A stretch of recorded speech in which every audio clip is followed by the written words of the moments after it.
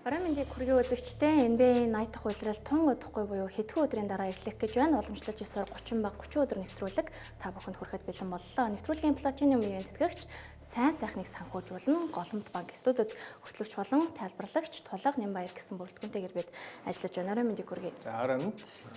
За өнөөдрийн баг бол энэ улирлын хамгийн хүлээлттэй байгаа багуудын нэг. За дуйлантай солилцоог хийсэн драфтын тэргуун сонголттой байгаа Dallas Mavericks байна. За уламжлалт ёсоор энэ багийн өнгөрсөн улирлын амжилтыг бүгдээр хамтдаа сонирхцгоё.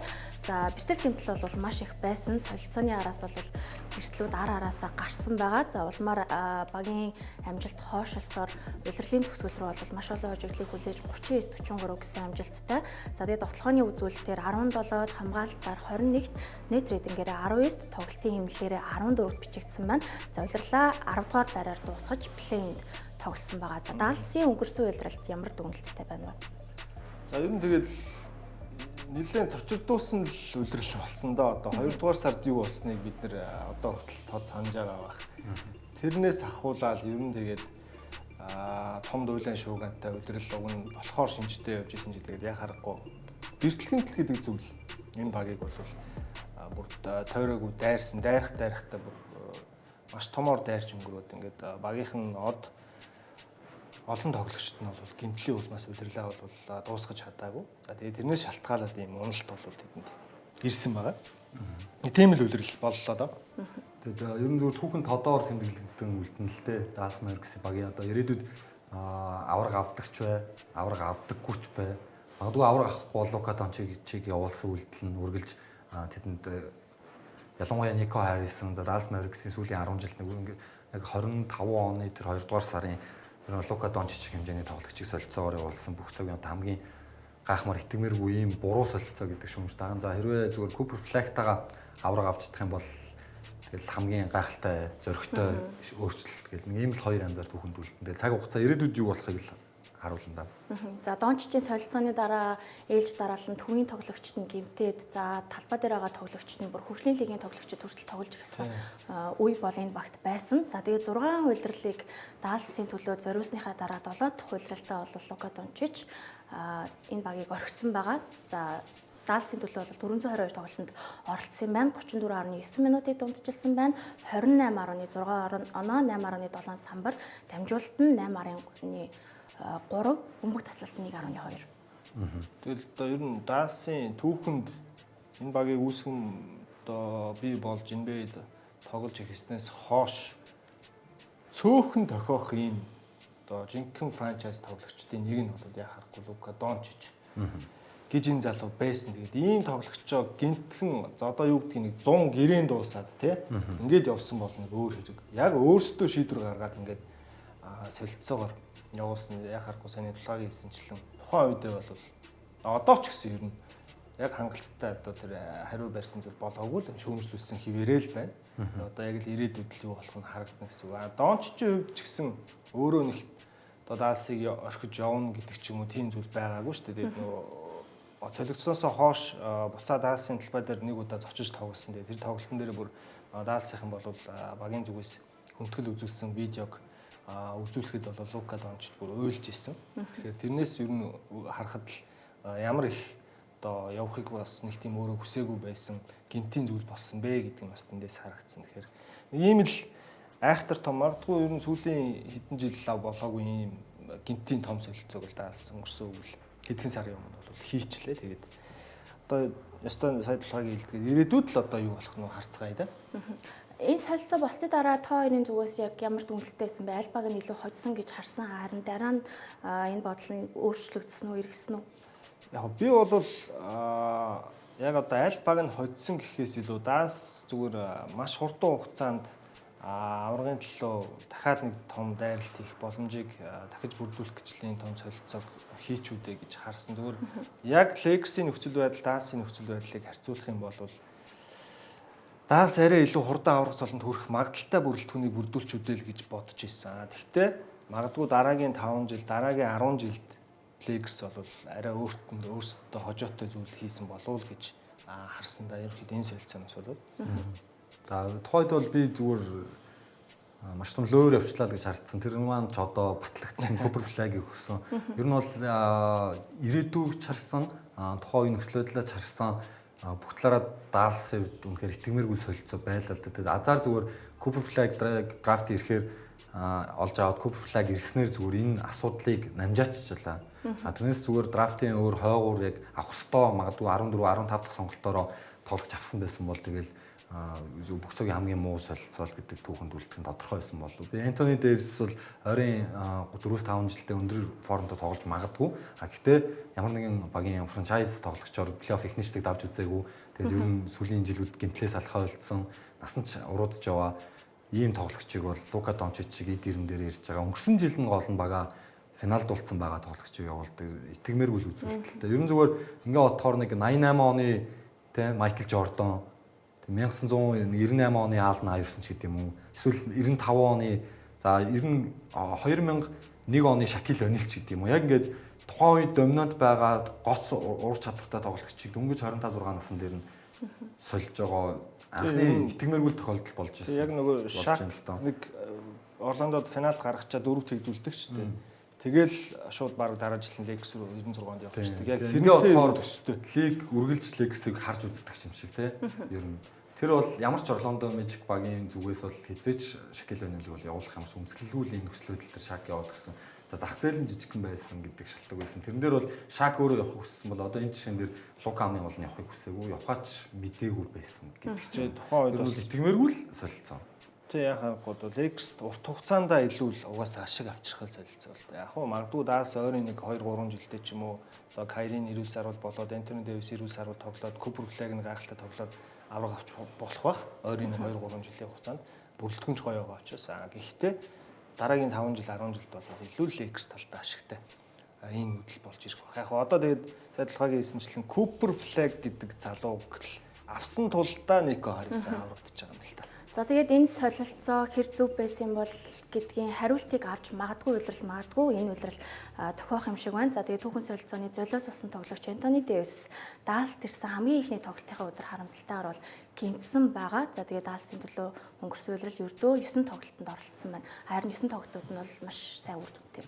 Одоо зөвхөн энэ солилцооноос хамгийн их одоо давуу талтай гарсан тоглогч нь би бол Антони Дэвис л гэж бодож байгаа. Тэгвэл Антони Дэвис LeBron James гэсэн хослол дахиж лигт авраг авах нь үнэхээр хэцүү юм аа гэдэг нь сүүлийн хэдэн жил харагдсан байсан.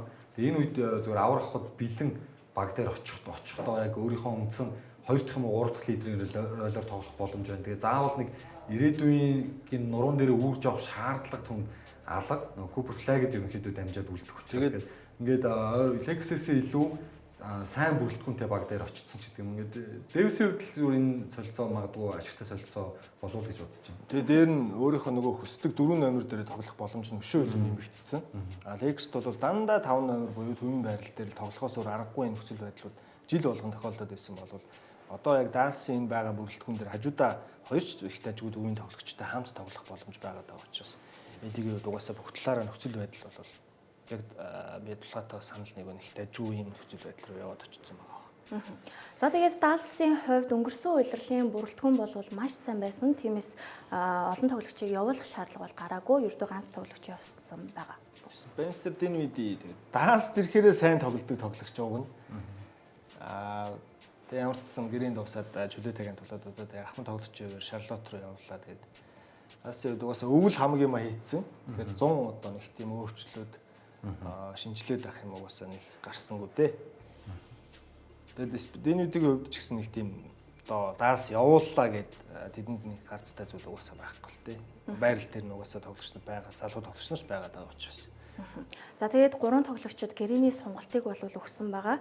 За үнэн дүннүүд нь мэдээж анхаарал татж байна. Kyrie Irving-ийг хүнд гэмтэл авсан учраас гэрээнийхэн сонголтыг яаж хийх бол гэдэг том асуултын тэмдэг байлаа. За тэгвэл ямар ч тач 3 жилийн 119 сая, за PJ Washington мөн 4 жилийн 88.7 сая. За энэ гэрээнүүд дээр хэр сайн гэрээ болсон гэж дүгнэж байна.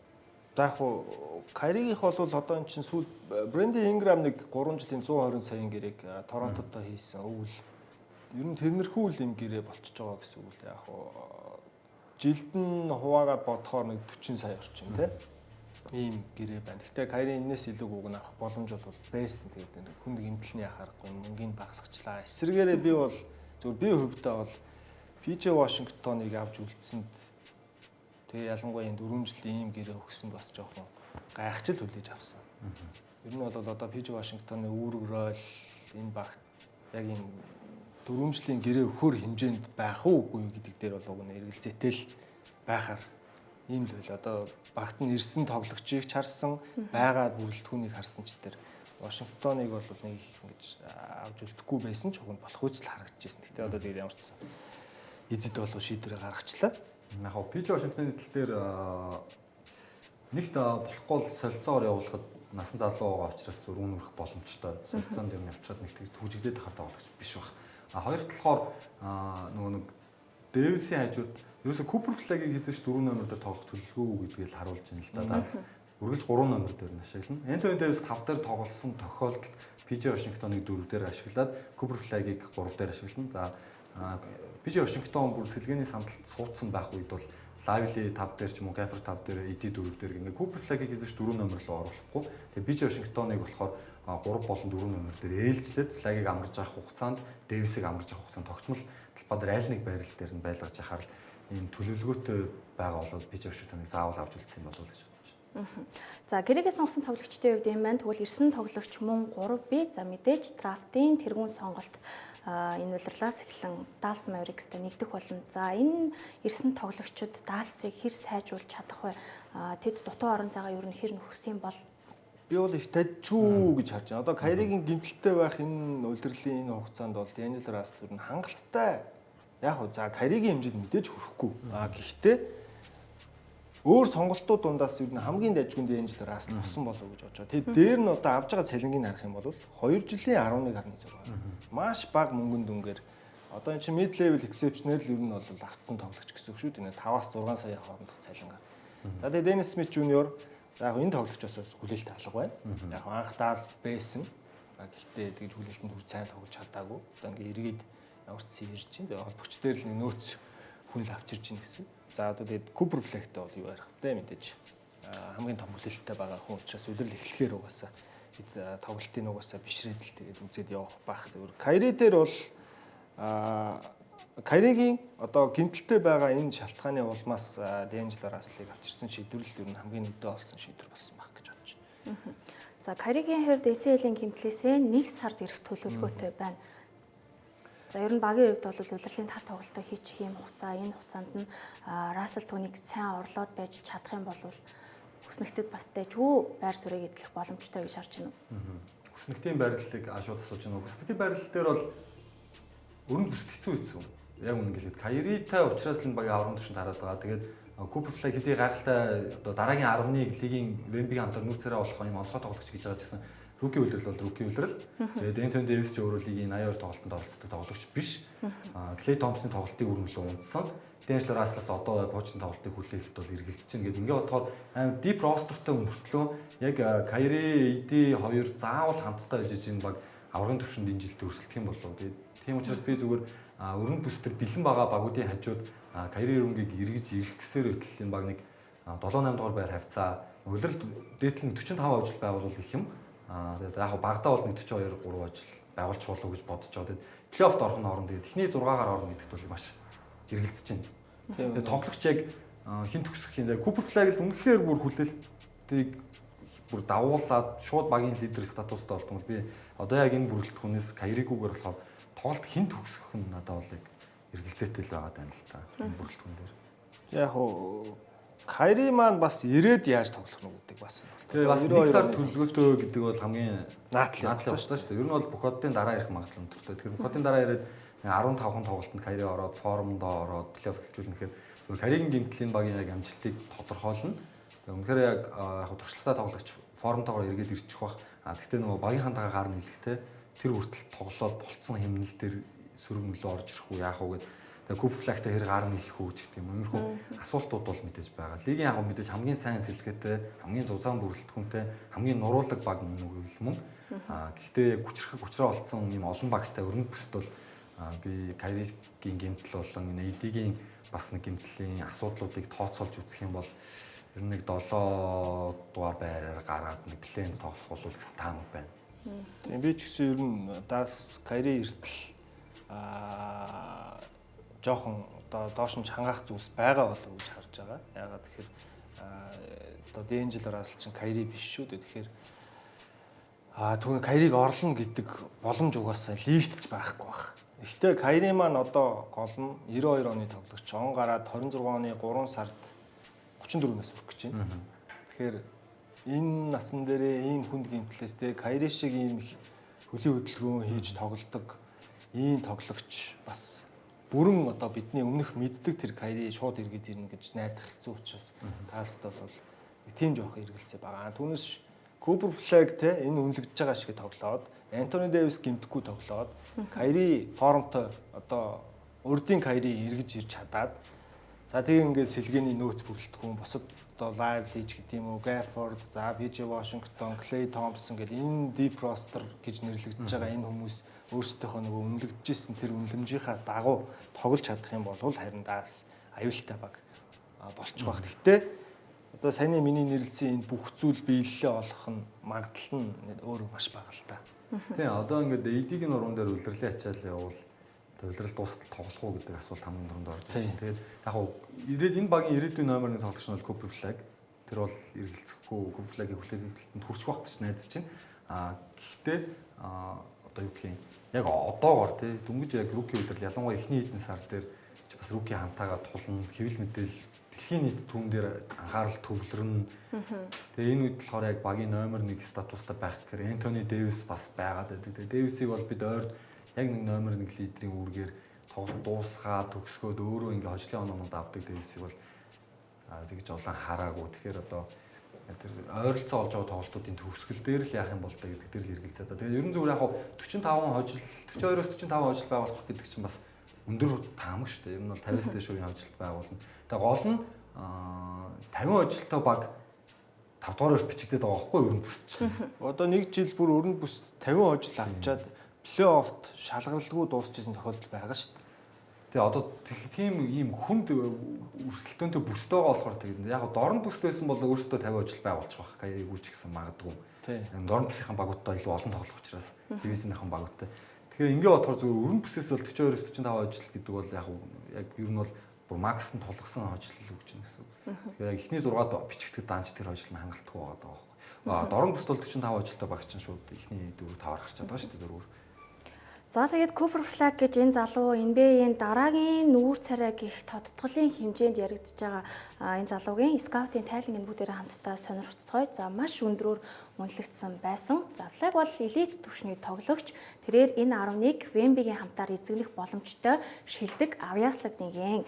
Лигийн нүүр царай болж талбай 2 талд нэмэх 15 улирал өндөр түвшний тоглолт үзүүлэх потенциалтай, тесрэлттэй, биеийн хүчний тоглолттой, нуруулаг, хөлийн ажиллагаа сайн, талбайн бүх хэсгээс оноо авах чадвартай, гол давуу тал нь шилдэг хамгаалалттай өөгүй тоглогч юм аа. За хэдийгээр залуу хүүхэд ч супер одын сэтгэл зүйтэй лигт тоглоход бэлэн тоглогч бас нэг давуу тал нь за тоглолт найруулах чадвартай, довтлохоог төгсгдөг, довтлохоог эхлүүлдэг, онцгой нэг ингэжээ. За байж болох бүр хамгийн сайн скаутын тэмдэглэл юм болов уу гэж харсан. Яг одоо драфтын нэг болцсон. Угаасаа энэ чи бүтэн жил чинь сүүлийн 2 жил баг тий. 2 жил яригдчихсэн ийм хүүхдийг тэгээд угаасаа скаутууд бол ингэж л үнэлж байгаа л та. Джейсон Тейтум одоо супер од дээр харьцуулагдаж байна. За Scottie Pippen мэдээж бас супер од тоглогч. Гэхдээ багийн ерөнхийдөө номер 2 тоглогч. За тэгээд хамгийн муудаал баг одоо Андре Кириленко гэж. Тэгэхээр Андре Кириленкотог яагаад хамгаалалт талд нь тий. Плюс Андре Кириленко. Андре Кириленкогийн сайжруулсан хэлбэр. Тэгэхээр хамгаалдаг гэхдээ довтлохоо талд нь Кириленкогоос илүү. Тий. Одоо ерөөсөө ингээд нөгөө юмтай 3 тоглогчтой харьцуулж байгаа байхгүй юу? Ухаалаг, IQ өндөртэй, бие өгөгдөл сайтай, хамгаалттай, довтлохоотой сул тоглогч олж довтлохоог найруулдаг юм довтлохоо. Одоо Tatum зүгээр тогтмол 5-6 дамжуулалт дундчилдаг карьерийнхаа руки улирлаасаа л дундчилдаг ийм тоглогч байсан. Тэгэхээр Кириленко ч гэсэн ямар IQ өндөртэй тоглогч байлаа. Pippen ямар олон талтай байлаа гэдэг.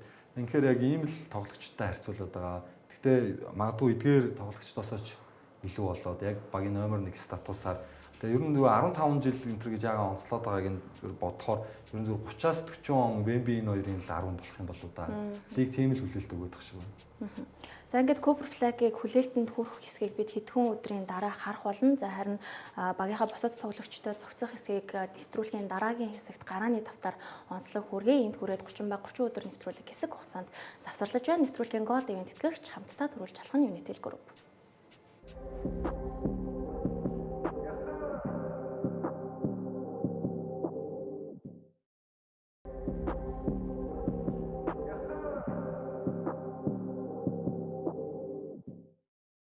Эргэн тавтай морил үзэгчтэй 30 өдөр 30 баг та бүхэнд хүрч байна. Dallas Mavericks-ийг бид онцолж байгаа үлээ. За үргэлжлүүлэн энэ багийн цалингийн зэстэй танилццгаая. За лигийн 30 багаас 4-т орох хэмжээний өндөр цалинг бол зарцуулж байгаа.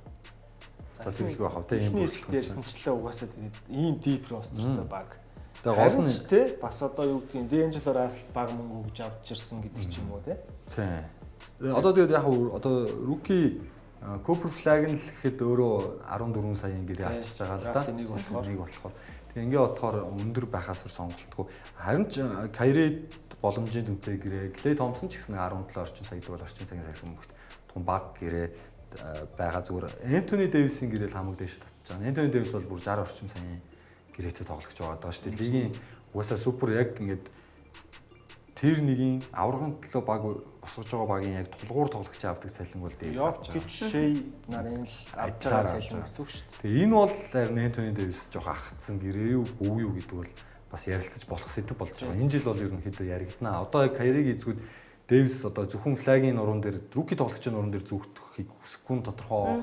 Davis яг энэ багийг манлайлах хугацаанд хэр тоглох нь. Энэ дээр бол гэрээнээс нь ахуулаад ярилцаж эхэлнэ л да. Яг Lakers төгсөн байхад нь өгсөн байсан гэрээ. Тэгээ энэ гэрээ бол яг LeBron Davis хоёрын 2 үний баг байсан учраас өгж болох үз гэрээ байсан байж магадгүй. Одоо бол ингээд нэгсэндөө их гурал болчиход байна шүү дээ. Их гурал дээр бол хамгийн өндөр цалин авч байгаа тоглогч нь болчихж байгаа учраас тэр хэмжээнийхээ хариуцлагыг бас нэхнэ л дээ. Тийм одоо тэгээд нөгөө өмнөх дугаарууд дээр ч ярьж ирсэн яг одоо энэ цалингийн цэс ингээд их хатуу болж бодлоготой болж ирж байгаа энэ нөхцөл дээр их гурвал бүрдүүлнэ гэдэг боломж угаасаа ингээд жилээс жилд улам хонц болж ирж байгаа. Их гурвал бүрдүүлээд гурвалд нь 50-60 саяын цалин өгөөд явах боломж угаасаа багуудад санхүүгийн талаас байхгүй болж ирнэ.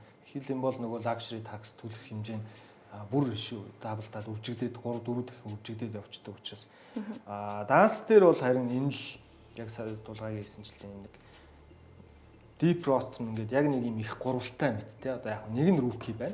За тэгээд азар rookie байна. Тэгчиж яг нөгөө Gafford Washington энэ гэрээ авч байгаа л да. Тий. Хэрвээ юу гэдгийг одоо Lakers-ийн нөхцөл байдал дээр ч юм уу ингээд бодохоор AD LeBron хоёр өндөр цалин 60 саяын 50-60 саяын цалин аваад өөр тоглогчийг 3 дахь одыг авчрах их боломж угаасаа байхгүй болчиход байсан. Тэгэл Dallas-ыг харьцуулах юм бол тэр тал нь одоо ингээд харьцуулагдаж болж байгаа тал нь дээр байгаад байгаа юм л та. Тэгэхээр Dallas-ийн хувьд ер нь энэ үйлрэл тэгээ дараагийн үйлрэл хоёр л харах жилнэ. Тэгээд цаашаа бол ингээд цалингийн зэсийг олон жил дараалж хэтрүүлж явах боломж угаасаа байхгүй болчихлоо. За ийм их мөнгийг цалиндаа зарцуулаад хэрвээ тэд энэ үйлрэл авраг авч чадахгүй бол тэрний дараагийн үйлрэл буюу 26-аас 27 оны үйлрэлд баталгаад гэрээтэй тоглогчт нь бол 12 тоглогч байна. За мөн л тухайн жилдээ 210 сая буюу лигийн хэмжээнд бас өндөрт орох хэмжээний мөнгийг бол цалиндаа зарцуулах юм байна. За ер нь яг энэ жилийнхээс нэг 15 орчим 10.5 орчим. Ер нь 10 саяар л багасж байгаа юм байна тий. Тэгээ энэ дээрээ одоо нөгөө нэг бүрэлдэхүүнээ гүйцээхийн тулд дахиад нэг 3 тоглогчид нэг 2 гаруй ч юм уу 3 орчим саяын гэрээ өгж таарна гэдэг ингээд тооцоолох юм бол буцаал нөгөө 220 дээр очино. Тэгээ яг энэ жилчгээ цалин зарцуулаад авраг авч явах бол хамаагүй шүү дээ. Ер нь бол болж байна. Тэгээ яг үндсэн ройл гол тоглогчид нь бүгдээр ямар тач байна гэдэг сайн мэдээ. Одоо эдигийн гэрээ гэхтлийн донд хамгийн өндөр нь гээд 28 оны 100 хүртэл явна. Одоо 26-аас 27 оны 100 хүртэл явна.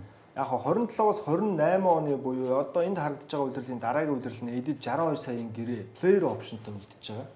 Тэгэхээр одоо тэр үедээ авч л таарах баг. Тэрийг автгүй маа гэхэд юу л яана л та. Дүүцүүлээд 3 жилийн сонголт хийж таарна л та. 3 жилийн сонголтондаа тэгтээ тэр 60 сая багтаана. Тэгэд ингээ бодохоор 3 жилийн багадаа нэг Kyrie шиг. Kyrie-гаас ч ихтэй тухайн үе цалингийн зэс чинь гэр 3 жилийн 150 ч юм. 35, 36 орчим насн дээр очиход 62 саяын цалин хүлээгдэж байж гин гэсэн үг шүү дээ эдийг. Тэгэхээр одоо ийм нуруулаг, ийм өндөр тоглогч, том биетэй тоглогч тэгээд эртлийн түүх нь бас ямар билээ. Тэгэхээр сая дөрөвний миний нөгөө хэлсэнчлэн Dallas ерөөсөө энэ үлрэл дараагийн үлрэл хоёр л. Тэгэл тэрний дараа жил AD-д. Тэгээ энэ бас бүрэлдэхүүн эвгүй юм одоо өгөхгүй байх хэцүү цалин ингээд плеер опшны сонголтын дээр нь очиод үлдчихнэ гэсэн. тэгээд флагийн супермакс авах сонголт ирнэ. хугацааны ирнэ гэл. Тэгэхээр яг энэ 2 жил бол том боломжийн л 2 жил байгаа юм л да авраг руу дайрахад. Өмнөх дугаарууд дээр бас та хоёр хэлжсэн л да авраг авах хэмжээний баг бол 200 сая доллараас дээш хэмжээний мөнгийг заавал зарцуулсан байдаг.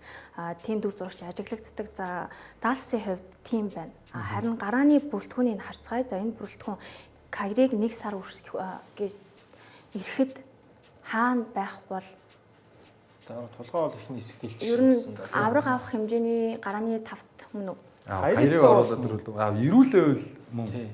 Тэгээ форум сайтай байвал тийм ээ. Тийм яг ирүүл тийм одоо яг бүгдийг л сайнаар харж штэ яг бодтой цаасан дээрх нэрсээр нь үнэлвэл мөн. Кайр бол одоо бэлтгэлтэй бүр оролцоод эхэлсэн юм байлээ шүү дээ. Тийм ер нь контакттай бэлтгэлд оролцоо. Багийн бэлтгэлд бол оролцоог байгаа. Зүгээр хувийн бэлтгэлүүд хөдөлгөөний бэлтгэлүүд бол бас яваад эхэлсэн нэг хальт дүүрс зургнууд бас байсан. Тэгээд яг одоо нөгөө спортын ангаах ухаан бас хөгжөөд энэ гэмтлүүд бас нэг арай хурдан хугацаанд авчирчдаг. Буцаад бас нөгөө форумтойгоо ингэж орж ирэх боломжийг улам нэмэгдүүлцдэг л болж ирээд нэг сайн тал нь. Тэгэхээр Кайриг бол бас гайгүй эргээд ирчих байх гэж бодсон. Тэгээд ер нь бүх хотын тоглолтын дараанаас л Кайригийн тоглолт 1 сард ирлээ гэхэд шууд ирээд жигдэрчнэ гэж байхгүй баг. Тэгэхээр эхний хэсэг тулгаагийн хийсэнчлэн бүх хотын дараанаас л ер нь Далсын тоглолтыг арай докторжиж ирэх болов. Тэр болтол. Одоо тэгээд Дэнжел Рассел гэдэг холбогчтойгоор л яг нэг сайн юм нь одоо дийлэн бол өгдөг холбогч юм да бас. Дамжуулалт бол одоо Ohio State байхасаа маш гоё дамжуулалт өгдөг юм холбогч байсан. Тэгэхээр одоо өөрөө оноо авах нөгөө Бруклиний Дэнжел Расселыг биш илүү ийм дамжуулдаг Ohio-гийн Дэнжел Расселыг хармаар даас. За сэлгээний бүрэлдэхүүн хэр чанартай вэ? Хамгаалтаараа бол өнгөрсөн үеэр 21-т нэлээд хайгуур бичигдсэн байна шүү дээ. Энэ баг ер нь довтлогоор урдуур байж болох ч гэсэн хамгаалтаараа хэр бол Нико Харисны ганц өөрийгөө өмөрсөн тайлбар нь тэр шүү дээ. Хамгаалт авраг авдаг гэдэгт итгэсэн. Энэ бүрдүүлсэн баг нь бол хамгаалт маш сайн баг бүрдүүлж чадсан. Одоо гараандаа жишээ нь ингэгээд байгаа байхгүй. Сая бэлтгэл дээр туршиж үзээд байгаа зүйл нь ПЖ Вашингтоны 3 дээр гараанд гаргаад 2 номер дээр Купер Флагийг гараанд гаргаад Клей Томпсон сэлгээс шилж үзэж байгаа. Тэгээ ED 4 Дерек Лайли 5 гэдэг ийм урт өндөр тавтыг гаргаж хамгаалдаг тавтыг гаргаж үзээд байгаа. Тэгээ яг энэ дээр яг гурван шидэлт нь жоохон муудна. Тэгэхээр ингээд ээлжлээд үзэх туршиж удаан болох байх. Тийм туршиж үзэх бүрэлдэхүүний сонголтууд маш их байна л да. Тэгээ ингээд сэлгээг нь харсан гарааг нь харсан зүгээр Клей Томпсон гараа руугаа гарсан ч хамгаалт тунд авгүй болчихж байгаа. Ягаад гэхээр Купер Флаг нь өөрөө тийм том нөлөөтэй тоглож байгаа даа л да.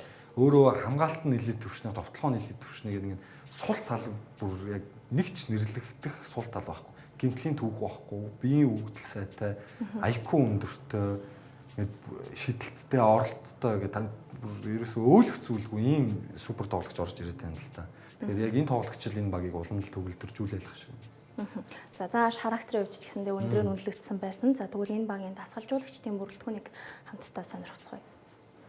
За тэгээ Джейсон Кид дасгалжуулагч өөрөө Далст 11 онд авраг болсон. За тэгээ мэдээж лигийн бүх цаг үеийн хамгийн шилдэг холбон тоглогчдын нэг гэж яригдах ийм эрхэм тэгээд өөрөө хамгаалалттай өөрөө голон тийм хамгаалтын холбогч байхдаа үнэхээр баг супер хамгаалттай юм холбон тоглогч байсан болохоор тэр нэг менталитийн ер нь дасгалжуулагчийн арга барил угаасаа нөлөөлөд суудсан. Тэгээ одоо мэдгүй одоо дасгалжуулагч болгоны хүсгэл ийм бүрэлдэхүүнийг ямар ч гэсэн ингээд гартаа байраа сууж байна. Яг уу гэмтэл бэртлийн нэг асуудлууд тодорхой асуудлууд бол байгаа хэдий ч ямар ч гэсэн өөрийнхөө нэг хүсэж байгаа тэр бүрэлдэхүүнийг бол хангалттай бүрдүүлж чадсан байх гэж бодож байна. Одоо тэгээд өөрийнх нь л одоо шийдвэрүүд л үлдэж юм да. Тэгээд туслахт нь хүртэл одоо Фрэнк Вогл туслахаар нь ажиллаж байгаа чинь. Энэ хоёр их сонио одоо авраг болж байхад Фрэнк Вогл авраг болж байхад Кид туслахаар нь байжсэн ч гэдэг юм уу ингээд бас энэ хоёрын хамтын ажиллагаа бас маш гоё явж байна. Тэгээд Фил Хендэд дасгалжуулагч бас туслахаар нь ажиллаж байгаа. Дасгалжуулагчдын баг бол бас löөлөх зүйл үүдээ ер нь. За ингээд Dallas Mavericks-ийг яг Kyrie гэмтэлтэй байгаа учраас улирал нь хаана тусахыг бүрэн тооцоолох бол боломжгүй байна. Гэхдээ би бол нэлээд дээгүүр үнэлж ирсэн. Манай хоёр болохоор 7-оор бүр play-in ч тоглож магадгүй л гэж үзээд байна тийм. Би бол гэхдээ яг хөө эхний 6-аатай багтчих боломж бол байгаа гэж харж байгаа. Арайч бүр одоо гэмтэлгүйгээр төсөөлөд байна шүү дээ. Kyrie-гүйгээр л гэхдээ бусд нь гэмтэлгүйгээр. Тэгэж төсөөлөхөд би бол нэг за 6-аатай бол багтчих байхаа л гэж бодож байна. За баярлалаа. Ингээд үзэгчдээ 30 баг 30 өдөр нэвтрүүлэг Dallas Mavericks-ийг онцлсон дугаараа та бүхэнд хүргэлээ. Нэвтрүүлгийн платинум үеийн тэтгэгч сайн сайхныг санхүүжүүлэн голомт банк байлаа. Баяр та үзэгчдээ. Баяр та.